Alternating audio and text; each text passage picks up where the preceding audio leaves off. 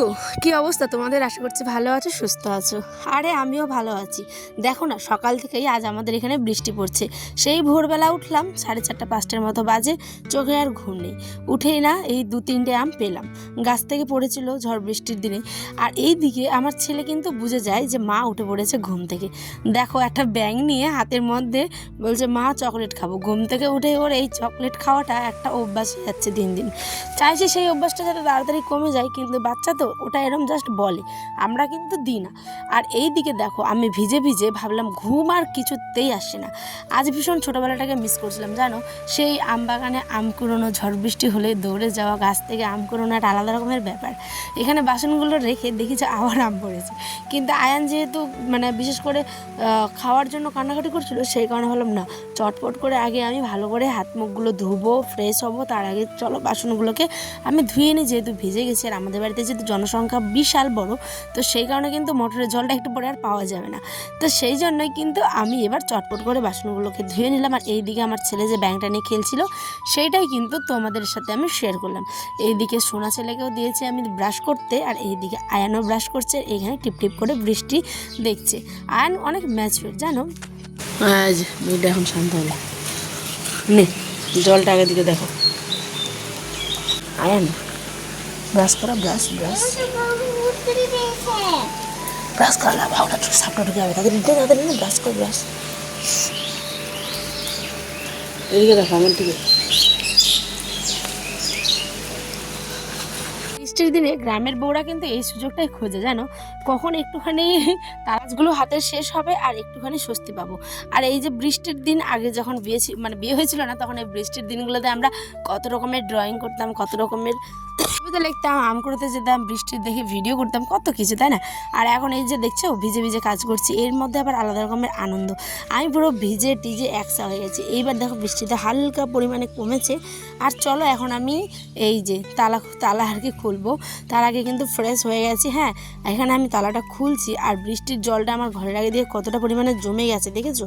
চলো আমি তো এখানে গ্রিলটা খুললাম, বৃষ্টি হালকা ঝিরিঝিরি কিন্তু পড়ছি।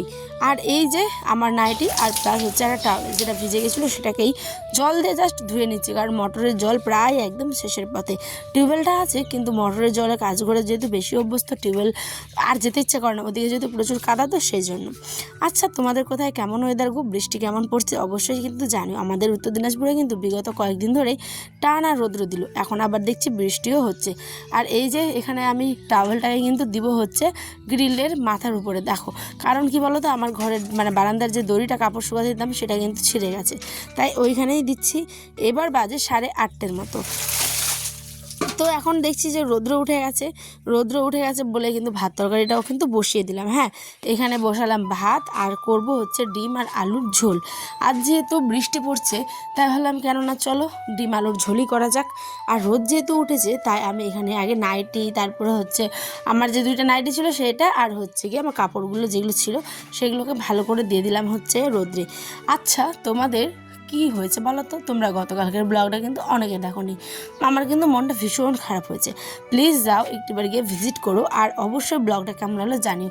বিশ্বাস করবে না, অনেক কষ্ট করে এই ব্লগগুলো এডিট করি। এখন দুপুরবেলা বাজে হচ্ছে, আর এটা ছেলেও কিন্তু এখনও ঘুমায়নি।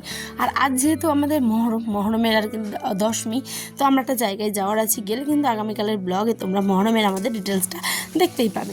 এখানে পটল ভাজা, আর এই যে আলুর ম্যাশ করে রেখেছিলাম, তো একটুখানি জল দিলাম যাতে আলুটা পুরো না লেগে যায়, ঠিক আছে। ভালো করে আলুটাকে কষিয়ে দিয়ে দিলাম হচ্ছে ডিম। তো ডিম আলুর ঝোল কমপ্লিট, রান্নাবান্না প্রায় কমপ্লিট আমার।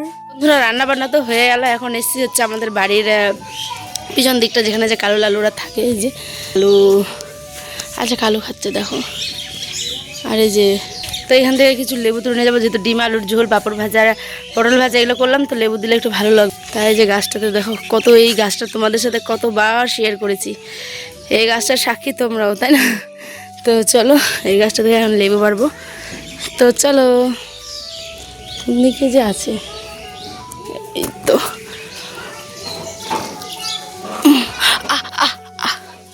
কাটা গো।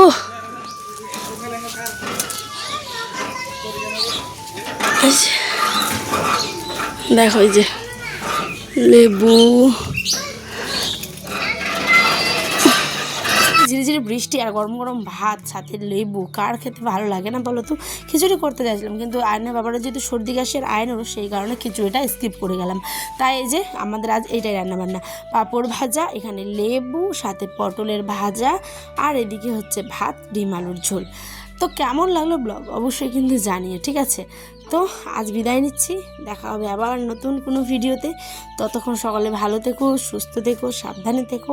আমাদের গল্প আবার হবে, তার আগে দেখে নাও আর একটা জিনিস। এই যে ছেলে আমার কিন্তু ঘুমোচ্ছে, এখনও 10:45 বাজে। তোমাদের দাদা ভাই এখন উঠে ব্রাশ করছে।